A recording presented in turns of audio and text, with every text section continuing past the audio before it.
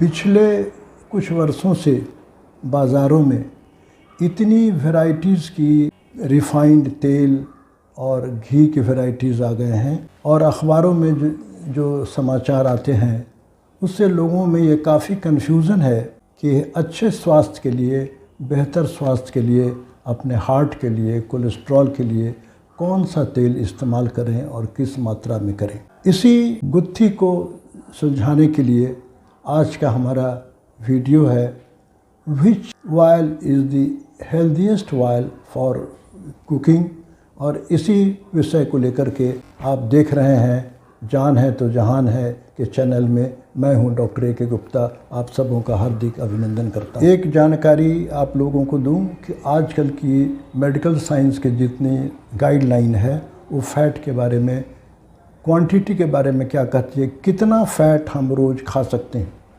तो जो standard guideline है अमेरिका की, यूरोप की, वो कहती है कि हर व्यक्ति को 2 चाय वाले चम्मच, मतलब समझिए कि 8 से 10 ग्राम से ज़्यादा फ़ैट का इस्तेमाल 24 घंटा में नहीं करना चाहिए। और ये 8 से 10 ग्राम में टोटल फ़ैट है जो सब्जी में हम लोग डालते हैं उसको लगा के, तो ये इंडियन स्टैंडर्ड से देखा जाए तो बहुत कम है।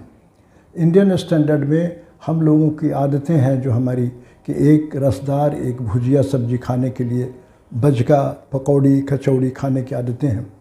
तो जो भी भोजन को डीप फ्राई हम लोग करते हैं उसमें घी तेल की मात्रा ज़्यादा खपत होती है, भुजिया में भी तेल की खपत ज़्यादा होती है।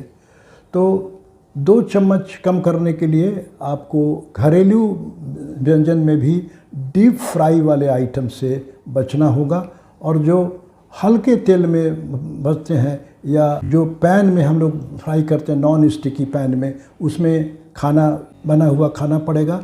और जो खाना बनाने की मेथड है उसमें परिवर्तन लाना पड़ेगा। जो हम लोगों ने डीप फ्राई बड़े से कढ़ाई में तेल या घी डाला और उसमें छान के निकालते हैं, इस तरह का व्यंजन हमारे स्वास्थ्य के लिए हानिकारक है। पैन में बनाएं। खाना बनाने की जो अन्य विधियां हैं, रोस्टिंग, ग्रिलिंग, बॉयलिंग, इन सब पद्धतियों का इस्तेमाल करें क्योंकि आपके भोजन में फ़ैट और तेल की मात्रा कम से कम पड़े। और जो घी तेल हमारे यहाँ अक्सर इस्तेमाल होते हैं जो मार्केट में अवेलेबल हैं, शुरू में हमारे देश में 2 ही चीज़ उपलब्ध थी, सरसों का तेल और घी। धीरे धीरे रिफ़ाइंड तेल का दौर आया और अभी तो हालत ये है कि पूरे मार्केट में लगभग 50 वैरायटी की रिफ़ाइंड ऑयल होंगी जो उपलब्ध हैं, और मार्केटिंग वाले लोग भांति भांति का आकर्षण लेके उसको फेंकते हैं। तो अब हमारा मूल प्रश्न है कि तेल और घी जो उपलब्ध हैं मार्केट्स में, उसमें से अपने लिए स्वास्थ्यवर्धक घी तेल कैसे चुनाव करें। उसका फार्मूला ये है कि जिस तेल घी में अनसैचुरेटेड फ़ैट की मात्रा ज़्यादा हो वो हमारे लिए हेल्दी है।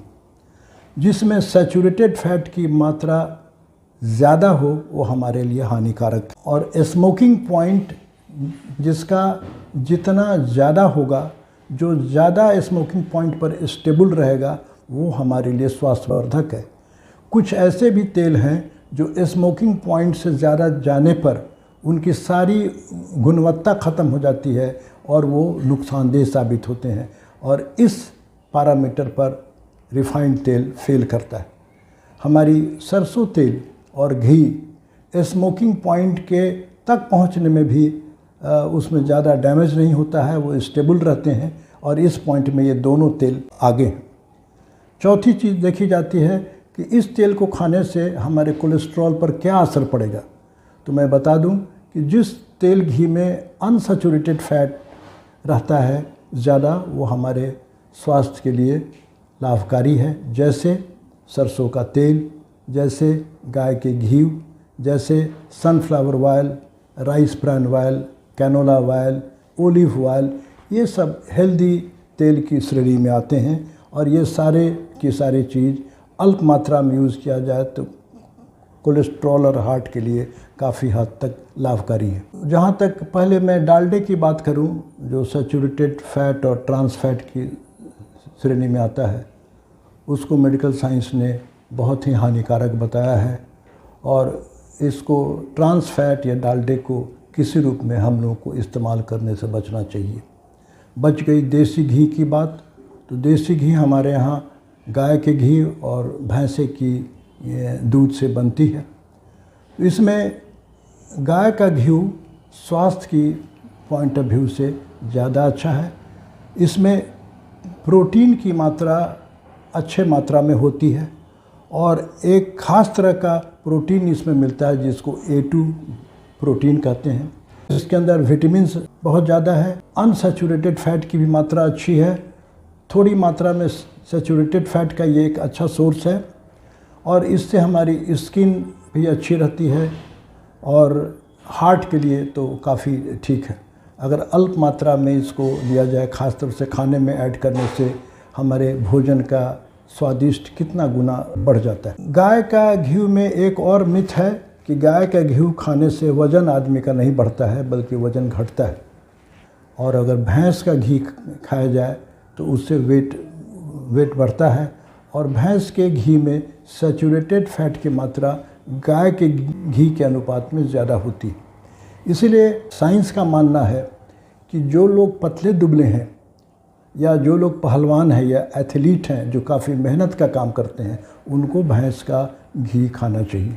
अन्यथा जो बाकी लोग हैं, डायबिटिक, हार्ट के पेशेंट, बच्चे और जनरल लोगों के लिए गाय का घी खाना स्वास्थ्य के पॉइंट ऑफ व्यू से ज़्यादा अच्छा है। ये पचने में भी आसानी होती है, खाना स्वादिष्ट होता है, उसमें ढेर सारे पौष्टिक चीज़ भी हैं जो हमारे स्वास्थ्य के लिए बहुत लाभकारी हैं। घी के बारे में एक सावधानी रखना बहुत ज़रूरी है। घी आप अगर घर के अंदर उसको तैयार करते हैं तो ये सबसे सर्वोत्तम क्वालिटी का घी है।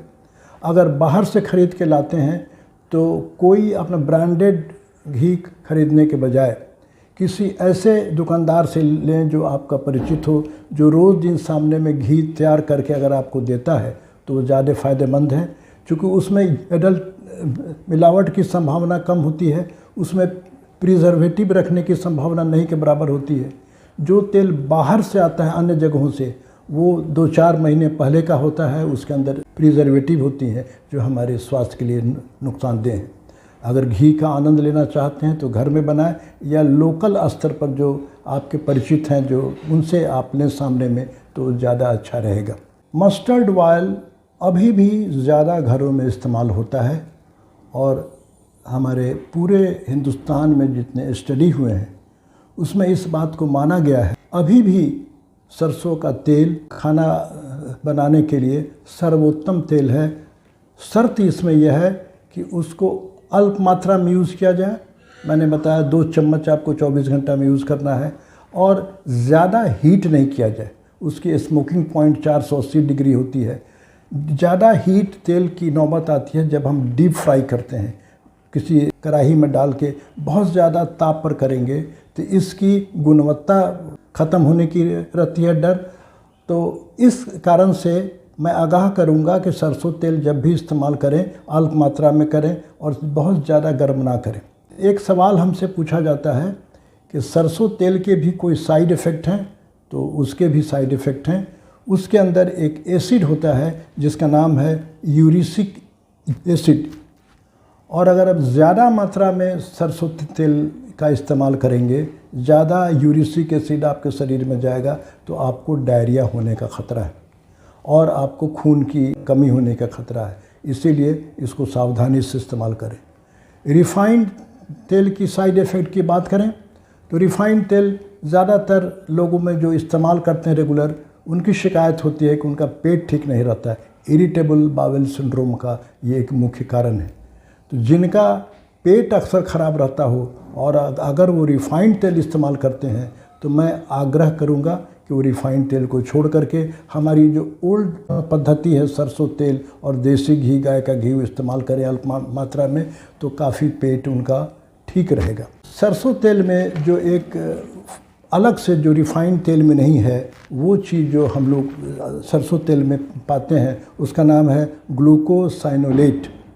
ये एक एंटी माइक्रोबियल है ये एंटीबायोटिक की तरह काम करता है। अगर जाने अनजाने में मुझे इन्फेक्शन अगर हुआ पेट में, तो इन्फेक्शन से मुकाबला करने में ये सरसों तेल काफ़ी लाभकारी है। ये गुण हमारे रिफाइंड तेल में नहीं।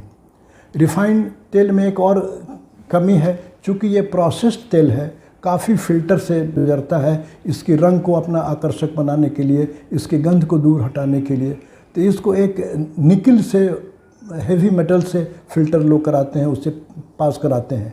और निकल का तेल में अल्प मात्रा में भी होना हमारे हार्ट और अन्य अंगों के लिए हार्मफुल है। तो और उसमें प्रोसेस में सोडियम हाइड्रोक्साइड भी डालते हैं, और ये सब केमिकल प्यूरिफाई करने के लिए, रिफाइन करने के डालने से हमारे स्वास्थ्य के लिए लाभकारी नहीं बल्कि हानिकारक है। तो सारांश में मैं ये कहूँगा कि अपने जीवन शैली में, खाने पीने में सरसों तेल का इस्तेमाल अल्प मात्रा में, कच्चे घानी का तेल अगर सरसों का तेल उपलब्ध है तो ज़्यादा मुफीद है, और घी इस्तेमाल करना हो तो गाय का घी ज़्यादा आकर्षक है, ज़्यादा फ़ायदेमंद है बनिस्बत के भैंस के घी की। खाना बनाने की नई नई जो पद्धति है, बॉयलिंग, ग्रिलिंग, बेकिंग, रोस्टिंग, उसको अपनाएं और डीप फ्राइंग को जहाँ तक संभव हो उससे दूर हटाएं। सरसों तेल खरीदते समय या आप अगर पाउच के पैकेट में लेते हैं तो ज़्यादा अक्लमंदी है। देखा गया है कि पाउच वाले पैकेट में जो मार्केटिंग किए जाते हैं उसमें तेल में मिलावट की भावना बहुत कम हो जाती है। अगर आप बॉटल पैकिंग लेते हैं या टीन में लेते हैं तो उसमें मिलावट की संभावना कुछ रहती है। पाउच का पैकेट लेना अक्लमंदी है। और अगर कहीं लोकल मेड आपको गांव में अपने जगह में कोई सरसों तेल की मशीन, काफ़ी मशीनें रहती हैं, वहाँ से जाके ले तो और भी अच्छी बात है। तो सोर्स भी बहुत आवश्यक है। जंक फूड का मैंने डेफिनेशन बार बार बताया है। जिस भोजन में ज़्यादा तेल, ज़्यादा नमक, ज़्यादा मीठी पड़ती है वो जंक फूड है। और ये जितने रेस्टोरेंट, स्ट्रीट फूड उत्सव में और फास्ट फूड के रूप में सर्व किए जाते हैं, सारे के सारे जंक फूड की श्रेणी में आते हैं। इन भोजन से बचें और अपनी स्वास्थ्य की रक्षा करें। मांसाहारी भोजन आपको जब भी खाने का इच्छा हो तो चिकन और मछली मांसाहारी भोजन में ज़्यादा मुफीद है। घर की आप बनी हुई ज़रूर खाएं। इन्हीं सब बातों के साथ मैं अपनी बातें समाप्त करता हूं और उम्मीद करता हूं कि आप हेल्दी लाइफस्टाइल, सेहतमंद भोजन, सेहतमंद फैट को और सेहतमंद कुकिंग को अपनाएंगे। स्वस्थ रहें, खुश रहें। अगर ये मेरा कार्यक्रम आपको अच्छा लगा हो तो शेयर और सब्सक्राइब करना ना भूलें और बेल बटन को ज़रूर करें। और अपने कमेंट्स हमारे कमेंट बॉक्स में ज़रूर लिखें। संभव हुआ तो मैं उसका जवाब भी दूंगा। धन्यवाद।